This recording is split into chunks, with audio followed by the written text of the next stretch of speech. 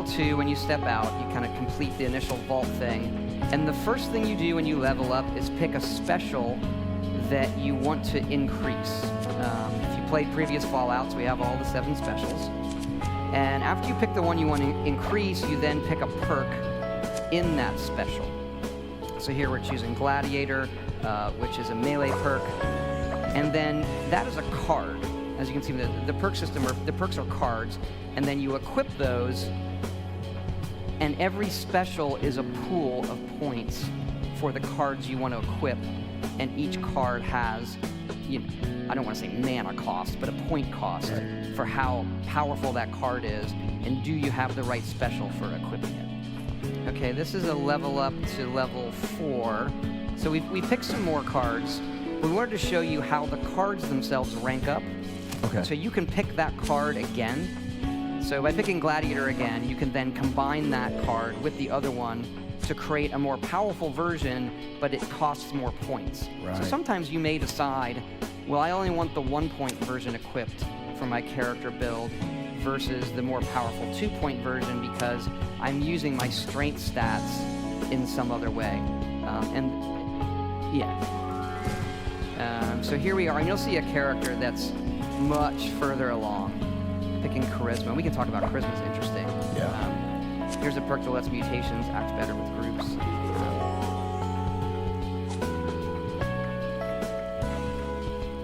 And so you can pick any perk that you meet the requirements for when you level up. There's no randomness there.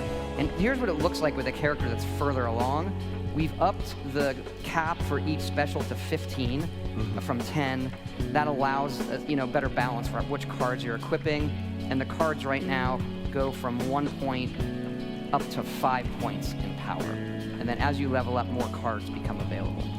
That a player that invests points in Charisma and collects those cards, they can share those cards with their teammates. So we've developed a system where that player that invests can become the person that makes your entire team more powerful by sharing those cards. We did throw a few cards in there for the single player. I think we have one as Lone Wolf, as I recall. Lone Wanderer. Oh, Lone Wanderer, right. So if you can still pick some Charisma cards if you're more of a solo kind of player, but the person that plays in groups all the time will probably invest more there. We also experimented with, well, how do we add some more fun to it and give you more choices? And so we have added, because they're cards, perk card packs. And every few levels, initially every 2 levels, you get a perk card pack, and that has 4 random cards. Again, you could have picked these, but it gives you some more interesting choice that you might not have picked to give you some flexibility in your character. And then later on, you get them every 5. But let's look at a perk card pack opening, because they're a ton of fun.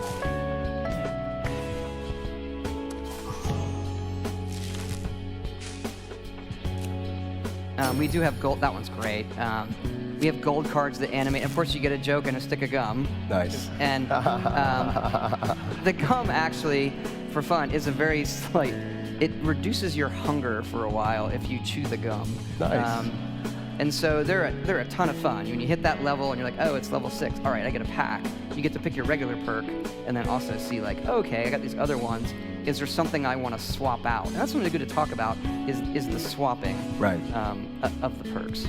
There are so many cards in here, hundreds, and you're able to really do these cool builds and swap things in and out. And then I'm on a team. I have a great perk for this team that you might not want to carry. Lone Wanderer is a perfect example of that. Lone Wanderer, as soon as I play that when I'm playing solo all the time, because it gives me a bonus to my experience and damage. And as soon as I get on a team, I turn that off because I'm on a team now, it doesn't work, and I'll equip a different card that I can share with my team. When you hit level 50, you don't get to pick any, you don't get to give out a special point anymore, but you still get to pick cards. So that gives us a continuing thing where, okay, I hit level 73, and I'm still like, you know what? I never got to pick that perk, because again, there's hundreds of them.